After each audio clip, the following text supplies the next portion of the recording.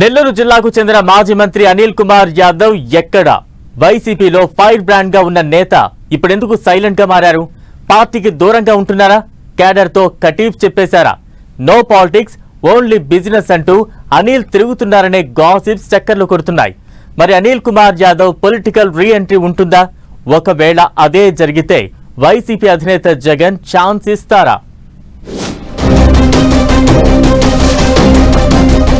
2024 ఎన్నికల్లో వైసీపీ ఓటమి తర్వాత ఆ పార్టీకి చెందిన చాలా మంది సీనియర్లు సైలెంట్ అయిపోయారు. కేసులకు భయపడి కొంతమంది ఏకంగా పార్టీకి గుడ్ బై చెప్పేశారు. పార్టీలో నెంబర్ 2గా వ్యవహరించిన వారు సైతం పక్కకు తప్పుకున్నారు. ఇదే క్రమంలో మాజీ మంత్రి అనిల్ కుమార్ యాదవ్ ఎక్కడా అనే క్వశ్చన్ ఏపీ పొలిటికల్ సర్కిళ్లలో బిగ్ సౌండ్ చేస్తోంది. మాజీ మంత్రి అనిల్ కుమార్ యాదవ్ అంటే ఫైర్ బ్రాండ్. ఆయన అధికారంలో ఉన్నప్పుడు మైక్ పట్టుకుంటే అంతే సంగతి.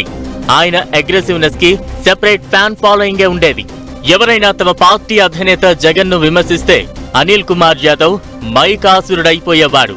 అనిల్ వరుస కౌంటర్లతో రాజకీయాన్ని హీట్ పుట్టించేవారు. కానీ ఇప్పుడు అనిల్ అడ్రస్ కూడా తెలియడం లేదనే గాసిప్స్ నెల్లూరు పాలిటిక్స్ లో చక్కర్లు కొడుతున్నాయి. వైసీపీ అధినేత జగన్ కు వీర విధేయుడుగా పేరు తెచ్చుకున్న అనిల్ కుమార్ యాదవ్ అనూహ్యంగా పొలిటికల్ ఎంట్రీ ఇచ్చారు. కార్పొరేటర్ గా ఉన్న తన బాబాయ్ చనిపోవడంతో ఆ స్థానానికి జరిగిన బై ఎలక్షన్ లో పోటీ చేసి విజయం సాధించారు అనిల్. ఆ తర్వాత 2009లో ఎమ్మెల్యేగా పోటీ చేసి ఓడిపోయారు. 2014, 2019లలో వైసీపీ నుంచి నెల్లూరు సిటీ తరపున నెగ్గిన అనిల్ కుమార్ తన ఫైర్ బ్రాండ్ ఇమేజ్ తోనే పార్టీలో పలుకుబడి సాధించారు. ఆయన 2014 నుంచి 2019 మధ్య అసెంబ్లీ లోపల బయట వైసీపీ తరపున గట్టిగానే వాయిస్ వినిపించారు. ఇక 2019లో ఆయనకు జగన్ మార్క్ సామాజిక సమీకరణలతో మంత్రి పదవి దక్కింది. అయితే అనిల్ కుమార్ యాదవ్ బీసీ యాదవ సామాజిక వర్గానికి చెందిన నేత కావడంతో కొందరు రెడ్డి సామాజిక వర్గ ఎమ్మెల్యేలు దూరంగా ఉండేవారు.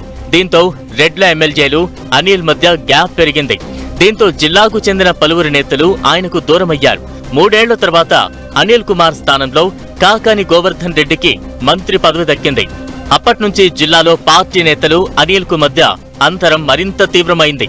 ఈ సమయంలో జిల్లాలో తెల్లరాయి తవ్వకాలు, అమ్మకాలకు సంబంధించి అనిల్ కు బాధ్యతలు అప్పగించడంపై వైసీపీ నేతలు పార్టీ అధిష్టానం దగ్గర తీవ్ర స్థాయిలో అసంతృప్తి వ్యక్తం చేశారట.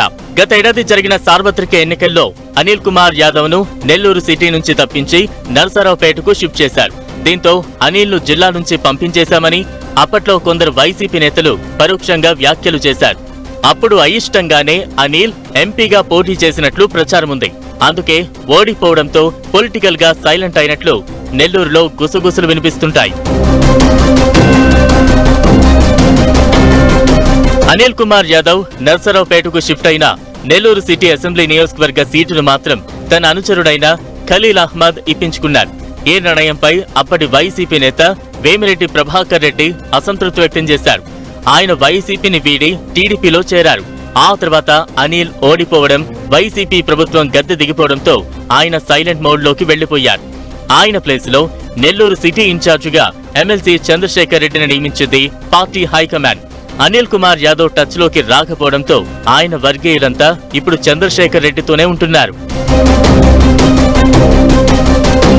ప్రస్తుతం అనిల్ కుమార్ యాదవ్ తన బిజినెస్ లను చూసుకుంటున్నారట.